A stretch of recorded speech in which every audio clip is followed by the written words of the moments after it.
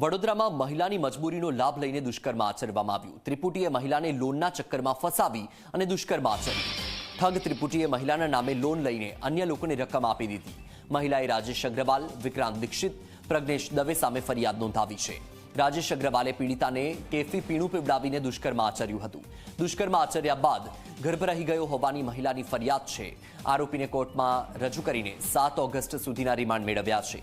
સયાજીગંજ પોલીસે આરોપી પ્રજ્ઞેશ દવેની ધરપકડ કરી હજુ પણ 2 આરોપીની પોલીસ પકડથી દૂર છે। વધુ માહિતી મેળવીએ સંવાદદાતા રવિ પાસેથી। રવિ, દુષ્કર્મની ફરિયાદ, મહિલાને ગર્ભ પણ રહી ગયો હતો, શું છે આખો મામલો? બિલકુલ વત્સલ, વાત કરવામાં આવે તો વડોદરામાં વિદેશ મોકલવાના કોચિંગ ક્લાસ ચલાવતી મહિલાને લોન અપાવવાની લાલચ આપીને 3 શખ્સ દ્વારા દુષ્કર્મ આચરવામાં આવ્યું છે અને જે અંગેની ફરિયાદ મહિલા દ્વારા સયાજીગંજ પોલીસ સ્ટેશનમાં નોંધવામાં આવી છે, જેના આધારે પોલીસે આરોપી યજ્ઞેશ દવેની ધરપકડ કરી છે। જ્યારે હજુ પણ 2 આરોપી વિક્રાંત દીક્ષિત અને રાજેશ અગ્રવાલ ફરાર છે।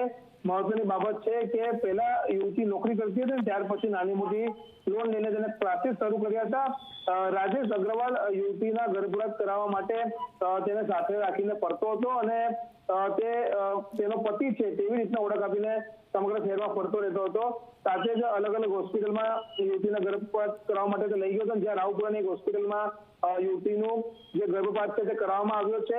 મહત્વની બાબત છે કે સમગ્ર મામલામાં પોલીસ દ્વારા જે આરોપી વોન્ટેડ છે વિક્રાંત દીક્ષિત અને રાજેશ અગ્રવાલ તેમની શોધખોળ હાથ ધરવામાં આવી છે।